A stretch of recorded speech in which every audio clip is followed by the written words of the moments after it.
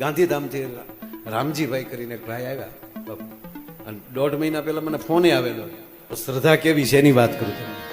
સત્ય ઘટના જો, એ વ્યક્તિ એના દીકરાને લઈને આવ્યા હતા, 9 વર્ષનો દીકરો.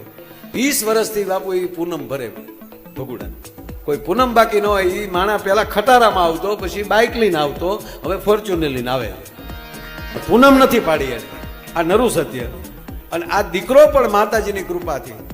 અને બાપુ બન્યું એવું, એ દીકરો 1.5 મહિના પહેલા આ જે બાળકોની બીમારી આવી, કંઈક લાગી ગઈ અને છોકરાને ચક્કર આવ્યા, પડી ગયો, હોસ્પિટલ લઈ ગયા ભુજની.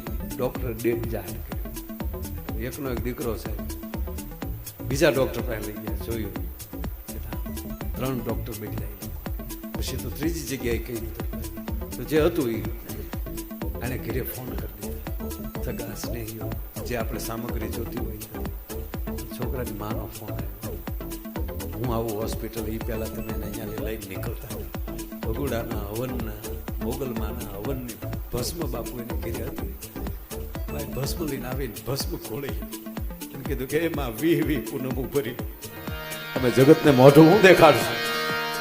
એમ કરીને જે દીકરાએ 1.5 કલાક પહેલા સાહેબ દેહ છોડી દીધો હતો, એના મોઢામાં ભસ્મ મૂકી દીકરો બેઠો થયો.